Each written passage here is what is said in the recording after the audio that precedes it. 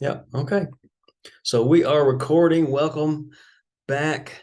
The goal for today is to finish chapter one and move on to chapter two, but I don't want to discount the exercise piece to this. So where we ended up last time is we dove into the nutrition basics. We talked about the different macros. We did a good job with that, but then we left off and we really didn't get into vitamins and minerals. Here's what we're going to do. We're going to fast forward through that part. There are videos around that topic in Blackboard, but the bottom line is, right, when you're talking about vitamins and minerals, they're not going to improve performance. Vitamins and minerals, the 20-second version is they do not provide calories. I think you know that.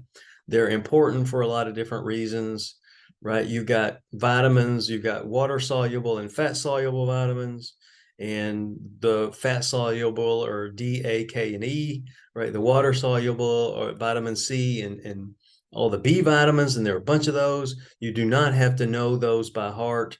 You don't have to memorize how much you need for all of that. No, you're not doing that in this class. That's not the goal. The goal is just to understand, have a general idea of why vitamins and minerals are important. And then when we start talking about minerals, remember the most important classification of minerals is either major or trace. And if you need more than 100 milligrams, it's considered major. And if you need less than 100 milligrams, it's considered trace. And I give you a list of all the vitamins and minerals in that chapter. Yeah, in that section, but don't worry about trying to memorize how many of them do we have, and don't worry about that. Okay. And then we finish up that little section with water, which we didn't do either, but water is extremely important as well. And there's all these different I forgot what the section, I don't know if I have it pulled up. I don't think I do, but just understanding how you get water in and how you get water out, like most of the time. And there's a whole chapter on water. So that's, we're gonna hit that too. But just understand, just rewatch that section if you want to on that. But again, water, we're going to get into all the guidelines. That's in a whole separate chapter. Okay, but that's in the second test. First test is just the nutrition basics and the exercise basics, then energy expenditure, and then energy systems. Questions before we start. Okay. Here's what I will recommend, that for next class, how many of you have a calculator handy? Because we're going to start talking about energy and these energy system or these energy calculations, energy expenditure calculations, and you will need a calculator for that. Normally we break up into class. If I can figure it out either Thursday or Tuesday, we may do some like breakout rooms where y'all can work and have time to work on doing these calculations. And that way I can be here. And if you have trouble, I can help you with that. But we'll go over these, and then you'll, because there's an assignment, right? Your first assignment, a 20-point assignment on these calculations coming up, right? We're not there yet, because first we need to talk about the exercise basics. And in the chat, somebody, can someone define exercise? What is exercise? Or you can unmute or whatever you want to do. You just can't do it all at once. Can somebody just type in the chat? What is exercise? Give me something. Anything? Structured physical activity. Okay, yes. I like it. Physical activity with a goal. Good. And this is where students get confused a little bit in the difference between exercise and physical activity. Exercise is a structured, planned, I don't know if anybody said planned, structured, planned activity designed, like Kevin said, with a goal, with the idea of improving one or more components of fitness, health-related fitness specifically. Okay, so write that down. Exercise is a planned, structured activity to improve one or more aspects of health-related fitness. Now, normally what I do is if I'm doing this in class, I do it just like this because I've been doing this for so long that I don't need a slide to show. I don't need, I've been doing it for so long, so I just know where I'm going with this. But the difference between exercise and activity is activity, physical activity is just any bodily movement. So that's, when you talk about physical activity, it could be gardening. It could be mowing the yard would be considered activity. You walking back and forth to class, that's physical activity, right? You're burning some calories, you're moving your body, but it's not necessarily to improve a component of fitness. Everybody following that? So they work together. And yes, you hear about the guidelines around exercise, and we'll get into that in just a second, and activity. And there's an American College of Sports Medicine, if you've heard of that organization, and the American Heart Association have this guideline around physical activity. We're gonna get into that in just a second. But when we look at the exercise and this plan structured activity to improve one or more components of fitness, health-related fitness, anybody know the components of health-related fitness? If you don't, you need to. Let's start there. So somebody start listing the components of health-related fitness. What do I mean? Somebody type it in. Give me one component of health-related fitness. And yeah, there you go. Peyton's got it. So that's a good start. So the first one is cardiovascular fitness, right? What else you got? Component. I usually like to think there are 5. Flexibility, yes. Okay, Tucker says strength, exactly right. So this is muscular strength and endurance. Okay, so cardiovascular fitness, flexibility, muscular strength, muscular endurance, and there's one, as Hayden got it, body composition. Okay, these are the components of health-related fitness. And usually when you're training, like someone said, plan, exercise is activity with a goal, right? Your goal is to improve your cardiovascular fitness. If I go out and I go for, I'm training for one of these Ironman races, well, then, I've got a goal. I'm trying to improve my fitness. Or if you go to the weight room and you're lifting weights, right? You want to get fitter and healthier. And if we were to go back through each one of these real quickly, cardiovascular fitness, cardio means what? Somebody?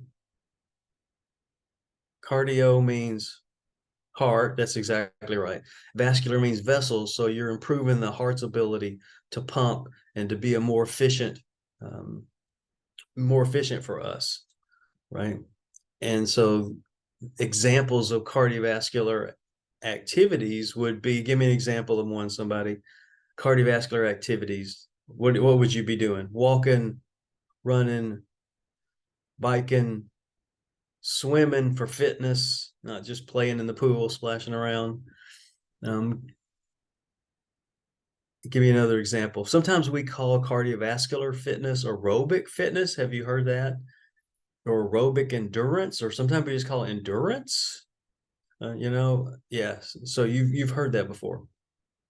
So any of these things, rowing, like here in California, you'd be surprised at how they're like rowing crews out in one of the lakes over here at the big aquatic center.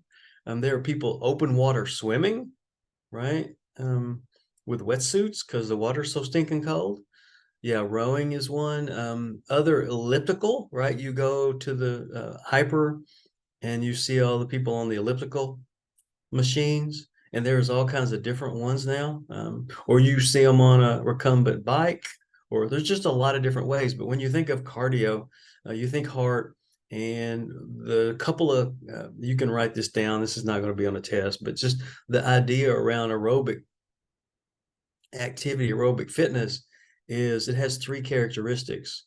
It uses large muscle mass, large muscle groups, which usually the legs, but it could be the arms. If you've got someone who's having trouble with their lower extremities, you can do an arm crank. Anybody seen one of those? Arm crank or arm ergometer, right? Where they're pushing with their arms. But it uses large muscle groups. It's continuous.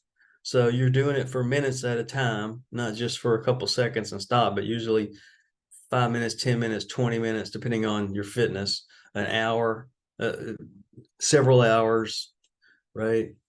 So large muscle groups, it's continuous and it's rhythmic.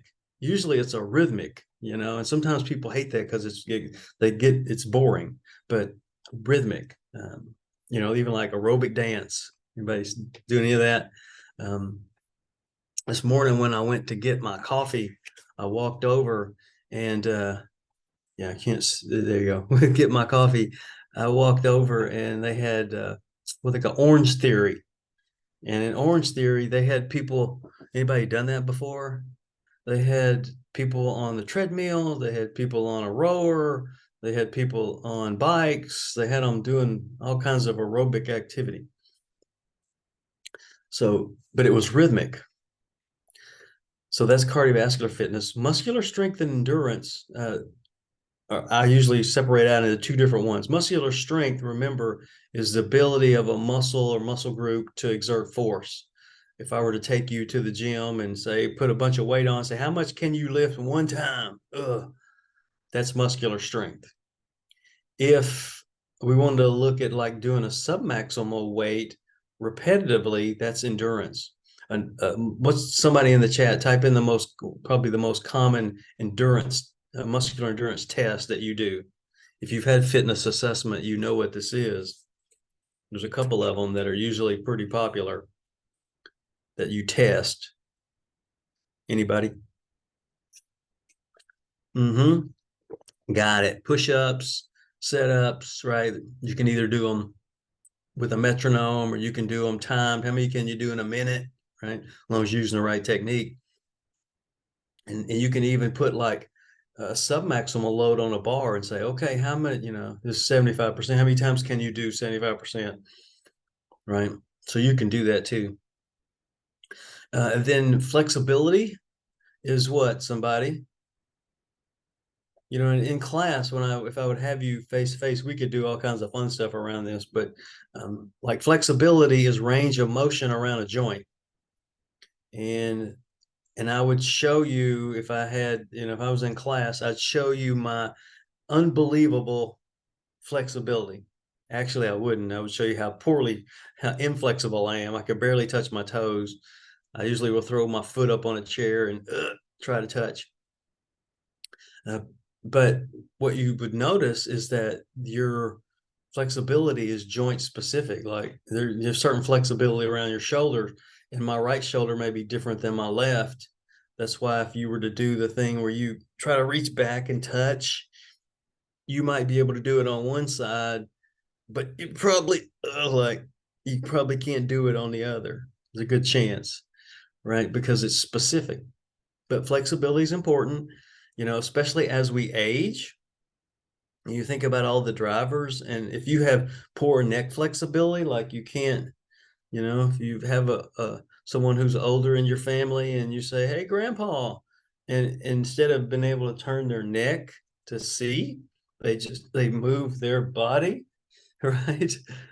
Because they have no neck flexibility. So there's a lot of reasons.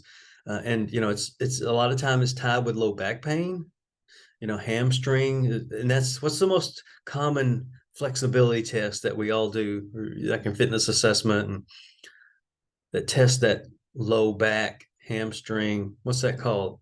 What's that test called? It's kind of funky. Yeah, sit and reach. There you go. Yeah, sit and reach. That's exactly right. So you get the idea.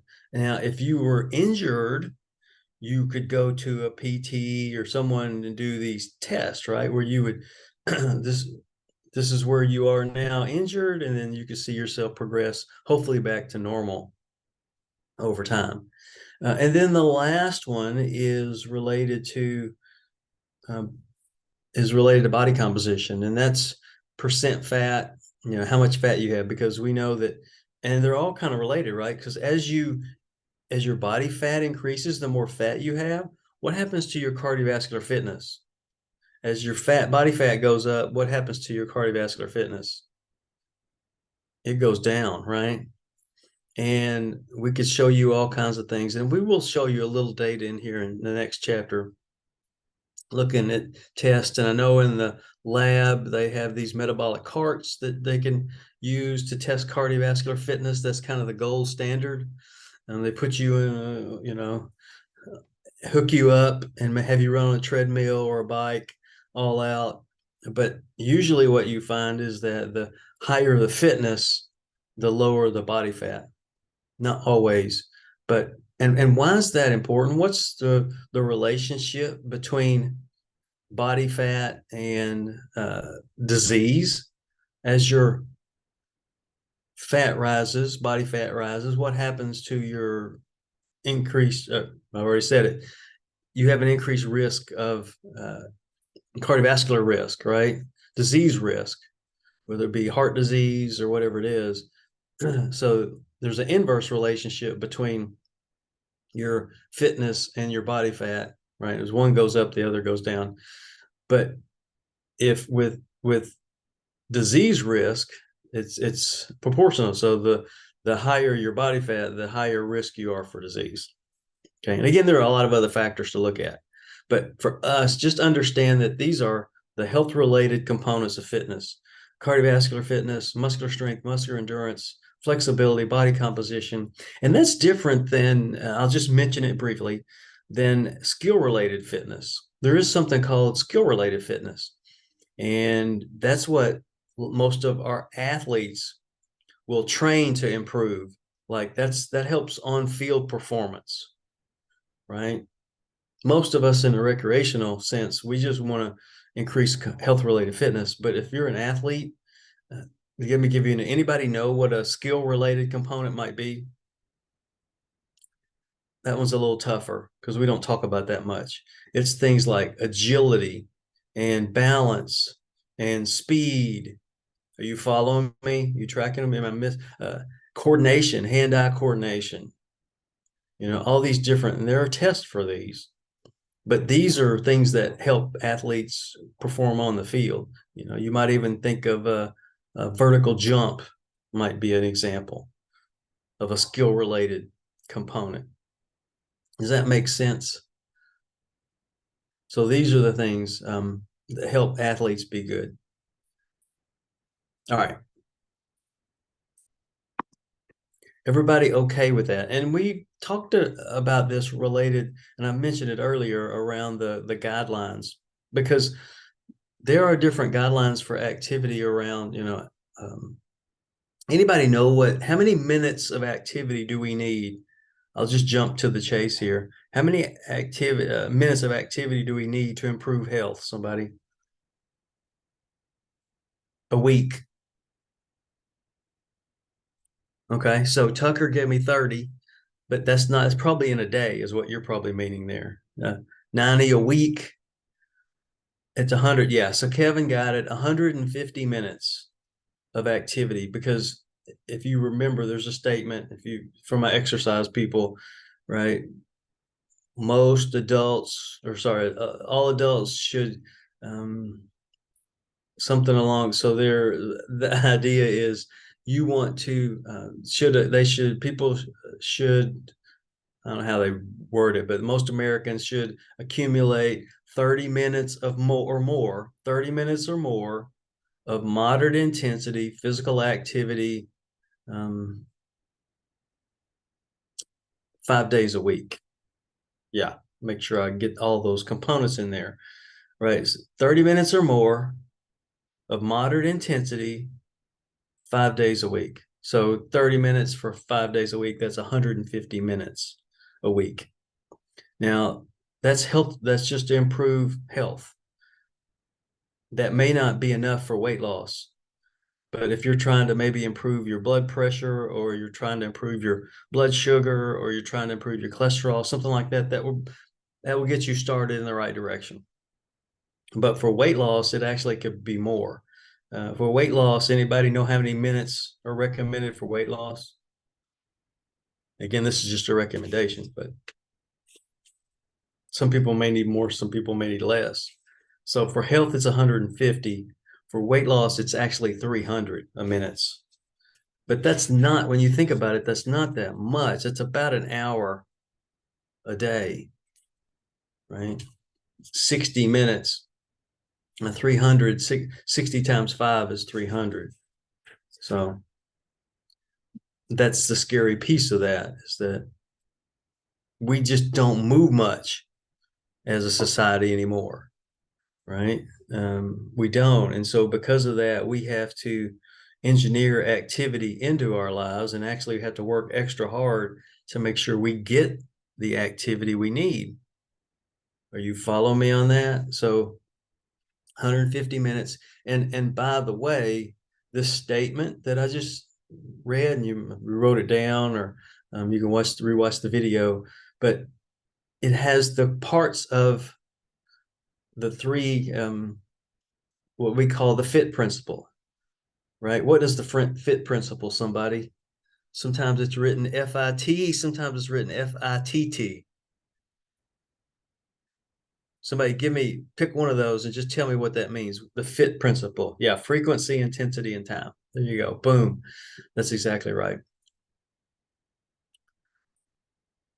So if you were to look at how we said this, so he said 30 minutes or more, 30 minutes, that's the time of moderate intensity. Okay, that's how hard you're working. Moderately. You don't have to go out and feel like you're having to drop off the back of a treadmill or anything. Moderate intensity, physical activity, 5 days a week. That's the frequency that they want you working. And usually if you are training for, like, to improve one of the more components of fitness, like cardiovascular fitness, you do want to train 3 to 5 days a week. Or if you're trying to do muscular strength and endurance, you could probably get away with 1 to 2 times a week, right? Depending on, I know a lot of people, when they go to the weight room and to lift weights, they think they have to have some kind of bodybuilding routine where they go 5 days a week to the gym. You don't have to do that to see improvements. Okay, a couple of days a week, especially. And here's the thing, right? If you're doing nothing, doing 1 day a week will be an improvement, and then 2 days a week would be really good. For people that are starting, for me, I recommend just doing 3 days a week. Do a total body routine 3 days a week, and that's plenty for most people. Okay, everybody okay with that? So we just gave you the guidelines around improvement of health and for weight loss, as far as how much should you be doing, and then we just talked about the fit principle, which is a common one, related to, okay, I'm going to put together this workout. What should my workouts look like? And by the way, we know that there are 3 components of a workout. Again, I think all of this is in the training in the other videos, but right, you want to have a warm up, and then you have the conditioning phase, and then you have the cool down. And again, the warm up is just where you're going to start and you're going to loosen up, whatever that may be. If you're going to, like if I'm going to go out for a run, I may just run the first few minutes at a slower pace, get kind of warm up and get the blood flowing. That's kind of what you're trying to do. You never just want to start out of the chute all out. Increases your risk of injury, so you don't want to do that. A lot of times too, you don't necessarily have to stretch, right? Because before you work out, you actually you don't want to stretch a cold muscle, so you want to probably warm. If you're truly, now you see people before they work out, they're doing a little bit of this, a little bit of that, a little bit of this. Okay, that's not really flexibility. Okay, you're not really improving, because flexibility is, right, we said, range of motion around a joint. it's a planned and structured thing, right? You're stretching for like 15 to 30 seconds, you're holding it, you're doing your thing. But what most people do before they exercise is they're just doing a little bit of this, and that's not going to really serve to improve your flexibility. Oftentimes, flexibility is best done after your workout when your muscles are warm. Or if you are going to do a flexibility session, you might get on the bike, or you may do something to warm up first and then stretch to try to improve that range of motion. Okay, but that's a whole different thing. But warm up is really just to kind of get the body ready for the activity. And then whether it's weight training, whether it's aerobic stuff, you do the workout using those fit, parameters, and then you cool down. And cool down is important because it's going to decrease that blood flow. What hasn't happened very often, but in my 25 plus years of working in kinesiology, I've only had 2 people I had to call ambulance on.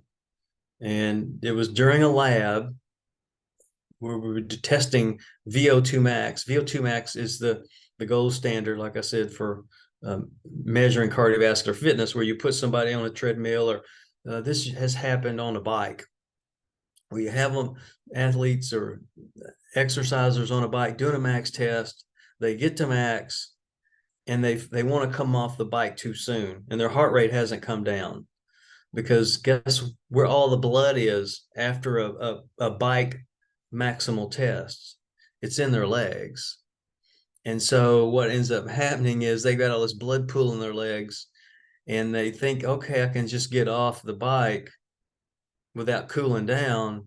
And as they get off the bike, they got all this blood in their legs pooling and none up at the heart, and they end up getting dizzy and passing out. That's only happened twice. And now I'm just like, you know what? We're going to wait till your heart rate gets to, I usually get it really low, like 110 or 120 before I let them off the bike.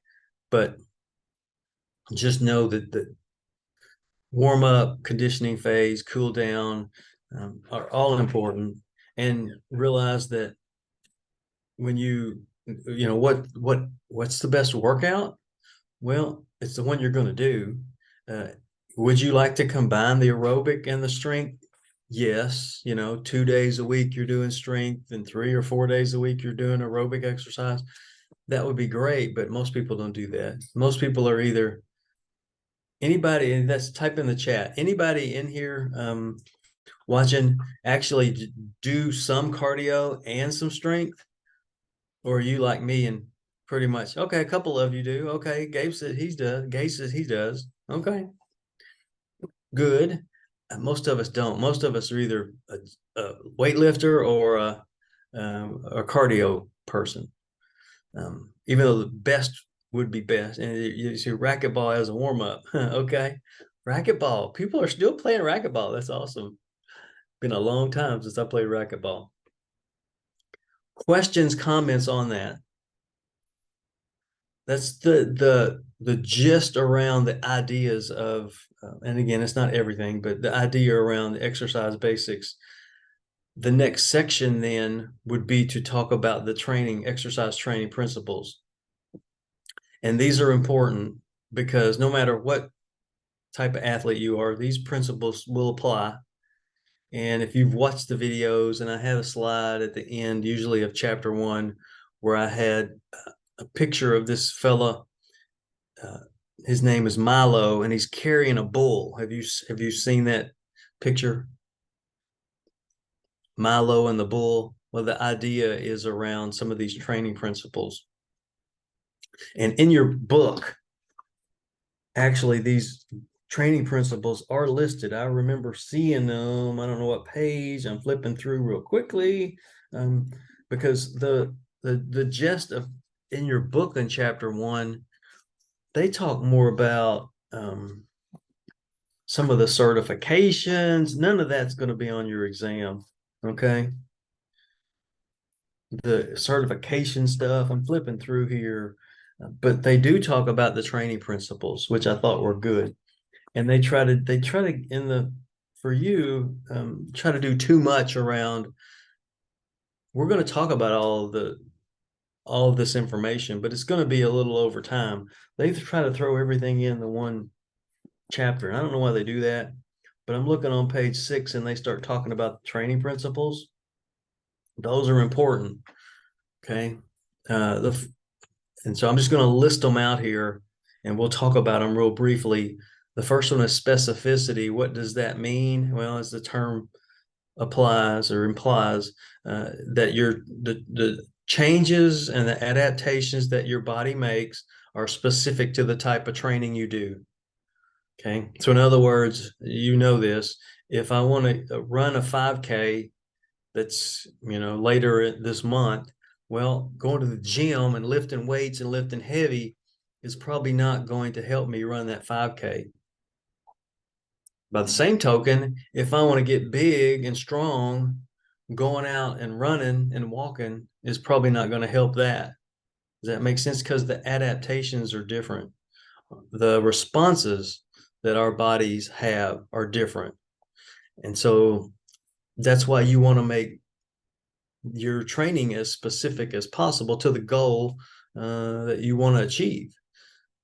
Doing these Ironman events, lifting, and there's some benefit to weightlifting. I'm not going to say that there's not.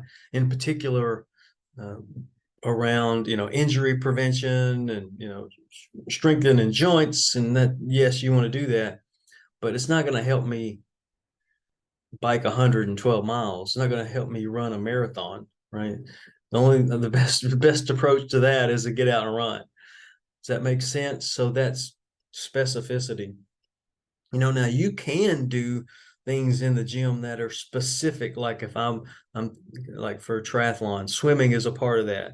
Well, if you've ever swam, you know that, okay, you got to pull your arm in the water. What you could do is you could have weight training exercises that were specific to that movement, right? So there are ways to get more specific, but ultimately you need to, if you want to be a better runner, you need to go out and run.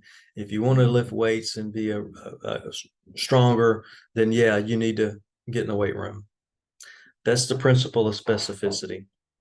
The next principle is called progressive overload. And usually we combine these: progressive overload. And this is one I just saw. It's on page 5 of your book. But basically, that's the idea of Milo and the bull. The picture, if you've seen that and watched that video. But basically, Milo, he's this young kid and he has this calf and he carries it into town. Well, he does that for years. And you see what happens to Milo is that Milo gets really big. And this is a true story. He was a Greek wrestler, won all kinds of Olympic medals way back in the day, obviously. But as the bull got bigger, guess what happened? Milo got bigger too. But it happened over time. And that's the most important thing, I think, and the most amazing thing that our body can do is if you stress it a little bit at a time, then your body will adapt. And it doesn't take much to stress, the body. And we can stress the body, when we just went back and we talked about the FIT principles, like frequency, intensity, and time. Those are the 3 ways that we can manipulate the stress or the load, if you will, and cause your body to adapt. If I go to the gym and I haven't lifted at all, lifting one time that first week, that's an overload, right? And I don't want to just start 1 week I'm lifting, I do it once, and then the next week I go in and I'm like, okay, I'm going to do 6 days a week this week. That's too much, right? That's too much as far as the frequency goes. But so frequency, intensity, and time, when you look at those 3, as you look at overload, probably the one you want to start with is you could start with time, or even the number of days that you're working out. time is probably the easiest, where you're increasing like 5 minutes. If you're going out for, a 30-minute walk, maybe you increase it to 35 minutes, or maybe you increase it to 40 minutes.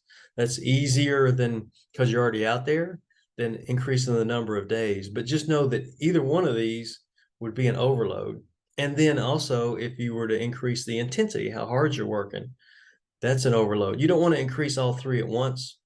Usually one, or maybe even two at the most, as you're progressing your body over time, because just one small change is considered an overload. What most people do is, what you see like in your gyms, is that people that have been going to the gym, same gym for like 7 years, they look exactly the same when they now as that they did when they came in, and they haven't gotten bigger or stronger. It's just because they do the same thing. They go to the same exercise, they put the pin in the same place, they do the same number of reps, right? And so you got to push yourself over time, and you just start where you are, right? Like I had one gal years ago, I was coaching with her, and she needed to lose weight, and she's like, I'm doing everything I can. I was losing weight initially at 30 minutes. I was walking 30 minutes. I'm like, how long are you walking now? 30 minutes? Because what ends up happening is your body adapts to that 30 minutes. So you got to continually do something to change it up. Okay, whether you're going to walk longer, you're going to walk a little more, make it a little more challenging, where you're going to increase the number of days, right? You got to be able to make those changes. You got to adapt over time. Okay. And it doesn't take much, but you do have to think about that if you want to continue, to make changes in your body, whether that's to complete a run, whether that's to be in the weight room. And weight room's a little different, when you talk about frequency, intensity, and time in the weight room. When you think about frequency, it's the same, right? The number of days you lift. Time, you really don't use time. You're like, I'm going to be in the gym lifting weights for 30 minutes. You don't really do that necessarily, unless it's like a circuit training thing. But what you do is in the gym, it's different, right? You got obviously the number of days, but then you have what we call the load. And anybody know what another word for load is? Anybody know when I say load, what do I mean in the weight room? Yeah, it's how much weight you're using. That's right. That's right. How much weight you're using, and you have reps, right? Right. You have reps and then sets, and together, load times reps times sets in the weight room is called volume. And volume is easy if you're a runner, biker, swimmer. You like, volume is how many miles you went, right? It's a little different in the weight room, where you've got the load, you've got or the weight, right, that you use, you got the reps, you got the sets. That makes up the volume. And I do a thing in class when we're live, where I have students make up a number, like, because my females always feel bad. They're like, oh, I'm just not lifting as much as the guys. But the truth is, when you actually calculate the load that they're doing, they're probably doing just as much. And I usually will throw something out and have fun with the class and just say, okay, let's say you got this fella and he's going to the weight room, he's doing bench press, and give me a number, And so they'll throw something out. You can do that here. We'll try to play along and see if this works. But so go to the gym, fella, he's going to do bench press. Give me a weight. How much weight's he lifting? Or bench press. Just type in a number. Okay, yeah, let's say 225. Okay, so he got 225. So he's going to do 225, and let's say that he does 6 reps of 3 sets. 3 sets of 6 at 225. Okay, somebody do the math on that. Calculate that total. 225 times 6 reps times 3. But I have my females what are they going to do? Let's say they're going to go into the weight room and do bench press. How much would they lift? Somebody just throw something out. 135. I see Jonathan said 135. I don't know. That seems like a lot. Maybe not. Hannah says 45 when she goes to the gym. Okay, 45. Let's try that. Maybe we should go in between. What about 75? Let's say 75. Let's say the female lifts 75 pounds and she does like 15 reps of 5 sets, right? More muscular endurance wise. A lighter load, because typically what you see is the guys, they'll lift really heavy. They'll do, it's about 6 reps or so, screaming, yelling, and then putting the weight down. But truth is, and I don't know, so somebody do 75 times, what I say, 15 times 5 sets. Do the math on that. So help me out, somebody. What was the males? Okay. So Hannah said 5,600. Yeah. So that's my point. Okay. Just exactly right. Yeah. So the volume is actually higher for the females, even though the weight, most people just focus on the weight, like, oh, that's a lot of weight they're lifting. But the truth is, when you calculate the weight times the reps times the sets, the total volume is actually way less. Not way less, but oftentimes it is less with the females or the males versus the females. So you just can't really make that. A lot of people the females they're like, oh, I'm not lifting as much, or they feel like they're inferior. And that's not it at all. That's not even close when you do the calculations on some of this stuff. So, all right. So that's progressive overload. There's another one I'm looking on page 5 of your textbook here, talk about the principle of individuality. That just means that I could put a plan in place for 2 people, but one may adapt more quickly than the other. Okay. Individuality is important. Some people adapt more quickly than others. And so just know that that's one training principle. There's another one in here that's important too. It's called hard easy, because I see too many young people thinking you've got to go out and you've got to train hard every single day. And that's just kind of a recipe for injury and burnout. And you don't have to do that. There should be some days where it's going to be a hard workout, and then other days where it's just an easy day. You've got to let your body heal and recover. And so that's hard easy. Like, for instance, runners, usually at the most, runners will do 3 hard days of training. They'll do a long run day. They may do an interval day at the track. They may do a tempo run, right? But most of the other days are just easy, slow pace runs.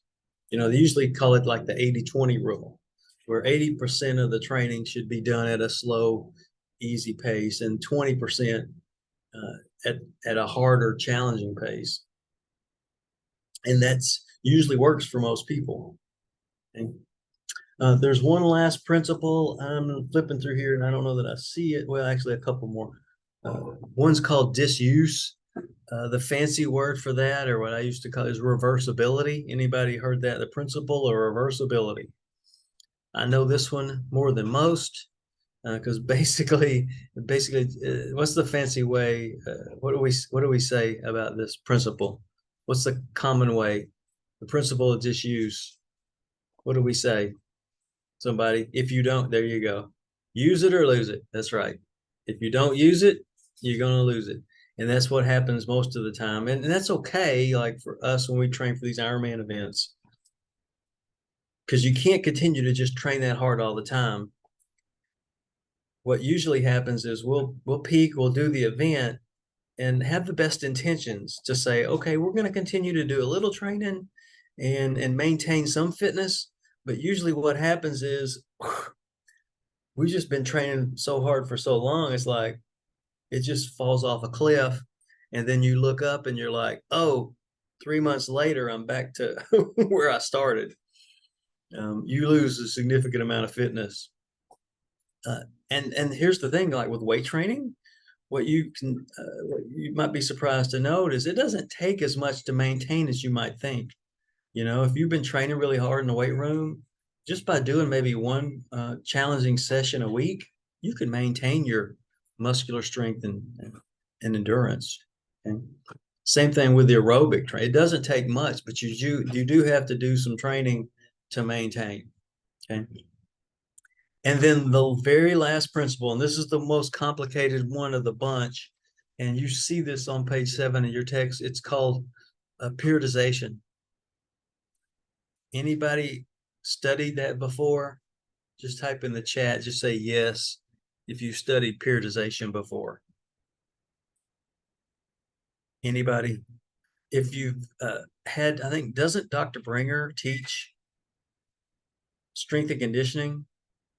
And I know if you've had that class, then you probably heard this. And this is a big overarching concept. And I'm going to apply it. Obviously, we're applying it to exercise and training now, but I'm going to, in the future, apply this to nutrition as well. Periodization is basically the manipulation, because we mentioned volume and we mentioned intensity. It's a way to manipulate volume and intensity so that you can peak for your competitions and also prevent burnout and prevent injury. Okay. And what they try to do on page 7 is give you an example of what that might look like.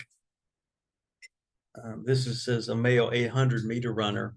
I usually, when I'm giving this example, talking about periodization, we'll use like football. Like football season just started. You following me?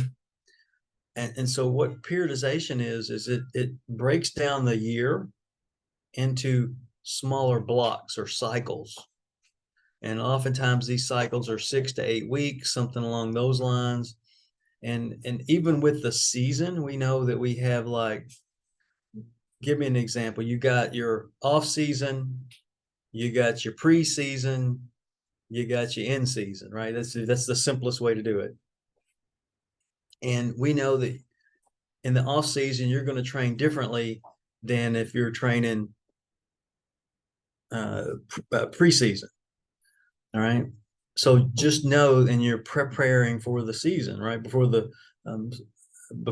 August and September, October, the fall football season.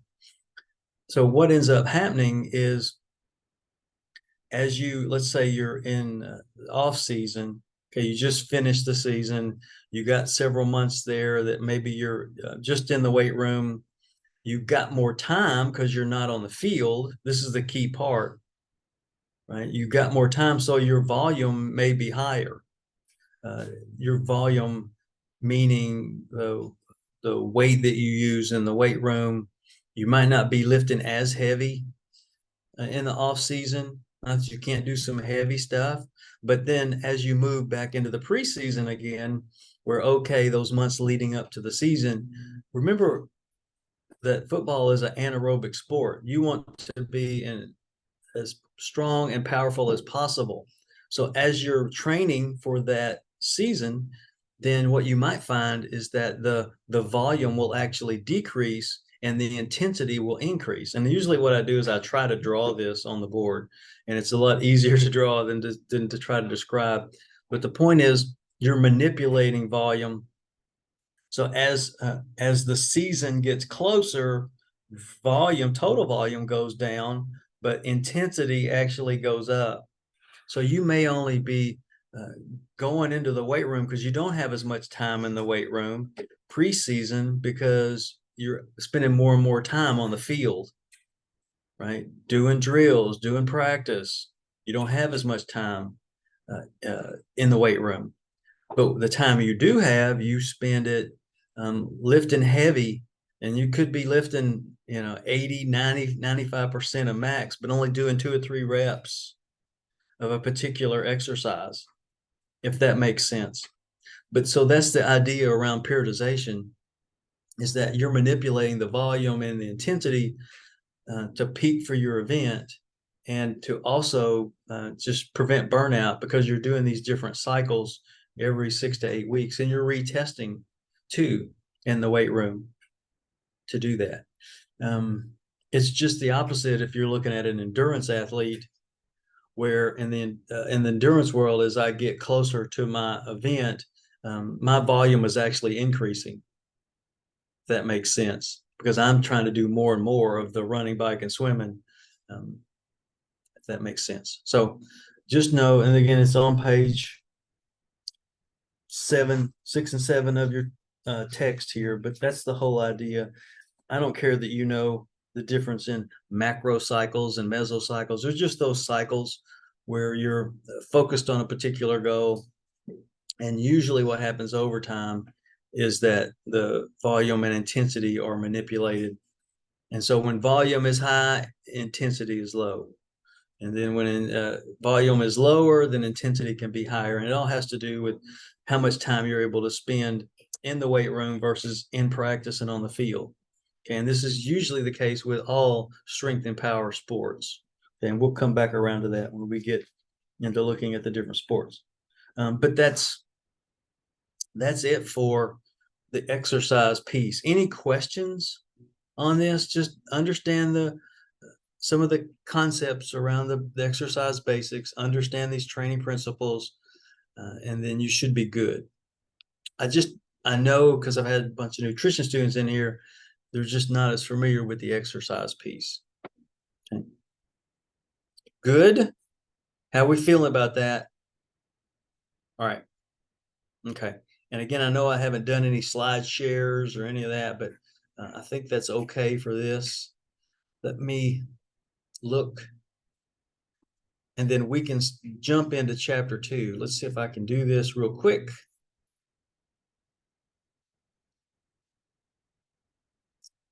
Give me 1 second, and I'm going to share my screen. I think you can see it just yet. Wait just a second. All right. So now 1, 2, 3, and I'll see if I can see the chat. Can somebody in the chat tell me, can you see my screen? And okay, good deal. So chapter 2 is around energy and energy expenditure, and just understanding some key concepts. And what is, anybody remember like the high school definition? What's energy, somebody? Just type in the chat.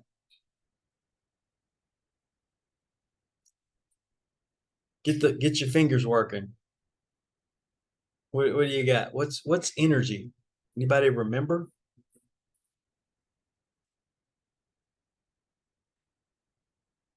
You Calories? There you go. Ability to do work. That's exactly right. Energy is the ability to do work, and we have all kinds of different types of work. We got chemical energy, we got mechanical energy, we got the biological work that's done in our body, and it all comes from this. I know you're like having flashbacks, nightmares, if I say the first law of thermodynamics, physics, conservation of energy. Anybody remember what the, can you type in the chat, what's the first law of thermodynamics? Anybody remember that? Energy's neither what? I'll give you a hint. Energy's neither what?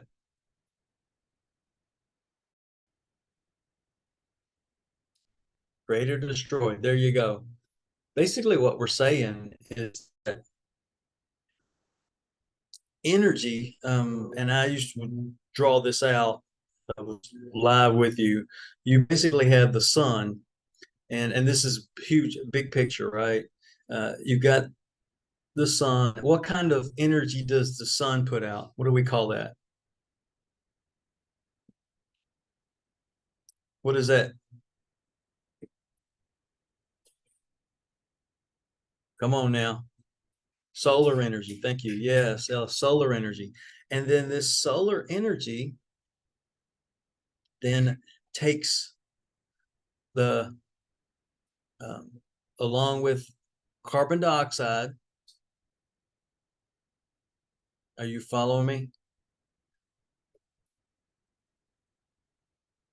So you take solar energy from the sun along with carbon dioxide that we breathe out, and through a process of photosynthesis, we form what?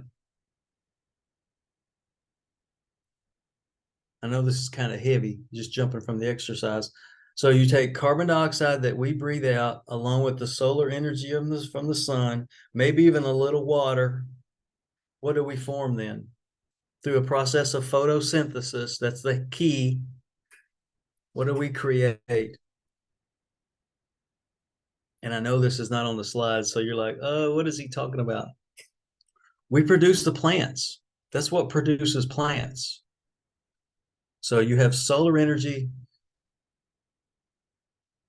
combines with our carbon dioxide plus a little water, and we end up with the plants. And the plants contain stored chemical energy in all these bonds, just as we were talking about in the nutrition basics earlier in the class, right? These plants have stored chemical energy in them. And then the plants then give off oxygen, and we take that oxygen. How cool is that? And we use it along with eating the plants and the stored chemical energy in the plants. And we use that to create and form what we call mechanical energy to do work. So you got solar energy going to stored chemical energy being converted to mechanical energy, right? And this process is called photosynthesis respiration, our ability to breathe and to generate energy in our body, right, to do work. And so it's a important cycle, because without the sun, none of this would be possible. And that's the whole idea of the first law of thermodynamics, is it's neither create or store, it's just changing forms, right? You're going from solar energy to stored chemical energy to mechanical energy from us. And then we give off carbon dioxide again, and guess what? It's just the cycle continues. The problem is, if there was no sun, we would not be here. Okay. So just a quick refresher, and a couple other terms that I'll just mention now that we'll come back around to in chapter 3 is metabolism. It's just a term you may have been to a chemistry professor's door, and it's one big poster of all these metabolic pathways. I remember that years and years ago. I was intimidated. I'm like, oh my gosh. But metabolism is just the sum of all of these chemical reactions that happen in the body. And some of these reactions are anabolic and some of them are catabolic. And when we say anabolic reactions, that just means that you're taking smaller molecules and you're putting them together to form larger ones. When you think anabolic steroids, right, makes you big. Versus catabolic reactions are reactions where you take bigger molecules and you break them down, make them smaller. Usually when you talk about these terms, anabolic reactions require energy. You have to put energy into that process. Not always. You have to put energy in. And with catabolic reactions, we talk about releasing energy usually, right? You have bigger molecule to smaller one. And oftentimes you're going to release energy as part of that. And that gives us a term that we call bioenergetics, which is the fancy way to say you're going to take carbs, fat, proteins and break them down into energy, because essentially that's what we do, right? That's our bodies job is to take the carbs, fats, and proteins through the process of digestion. We absorb those nutrients, take them to our cells, and then our cells will convert them to energy through all these metabolic processes. Okay. Converting food to energy is bioenergetics. And related to energy, you have different types, and you studied this before, where you got potential energy and you got kinetic energy. Potential energy is energy you put into something. That's related to the anabolic, or sometimes it's called endergonic reaction. It's a reaction where you actually put energy into a process. And when you put energy into it, there's potential there, right? And then on the flip side there's something called kinetic energy, where it's energy where it's released to perform work. And we relate that to the catabolic reaction we just mentioned, where you're releasing the energy. Sometimes these are called exergonic reactions. Exergonic just means you're releasing energy as part of that process. Okay, so sometimes these terms are used interchangeably, endergonic and exergonic, along with catabolic and anabolic. So endergonic is anabolic, where you're storing this energy, making things bigger. Exergonic is where you're releasing energy and making something larger, smaller. But as you're doing that, you're releasing energy as part of that. They show you, I don't know why they do this in the book, but they show you a mouse trap. And when anybody ever used one of those, my guess is probably not, that when you have this trap and you take the energy that it requires to pull that trap back and set it, is an endergonic reaction. You're actually putting energy into that process. And when you set it, it has a potential. Now that you set this, it has potential energy stored in this spring. And then the poor little mouse walks across, going after the cheese, and he trips this trap, this spring, and then it goes from potential energy to kinetic energy, and then you release that energy that's stored, and then the poor little mouse is, seen his last day. But just understand that these terms, just be familiar with these terms, and then we'll come back around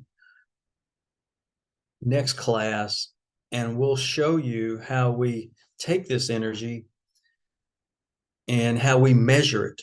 Because if you are if you've been in fitness assessment, you've been in some of these other exercise classes, you maybe done tests where you measured this fitness and then calories too, with a metabolic cart. In your book, I'll just show you this and then we'll call it for today. Unfortunately, through exercise, we're not very efficient.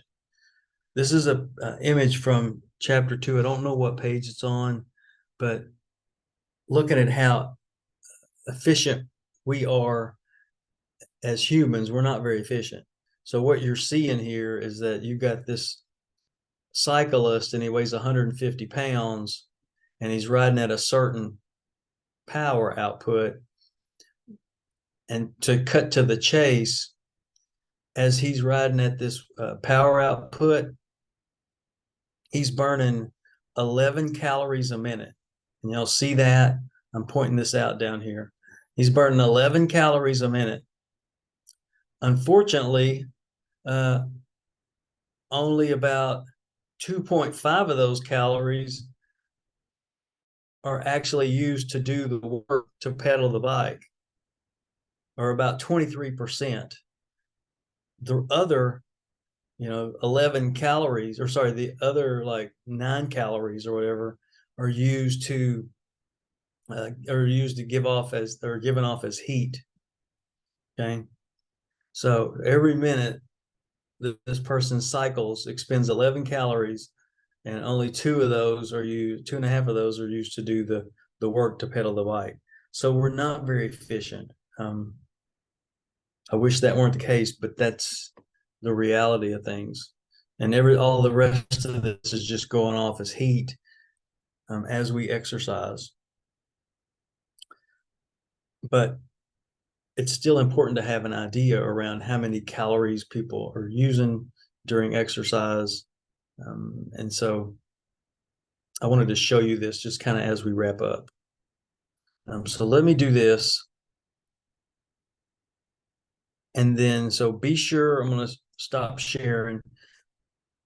Be sure to bring a calculator next time, because we are going to, the calculations aren't like these. These are the energy expenditure, like how many calories you need, an athlete needs to fuel their body.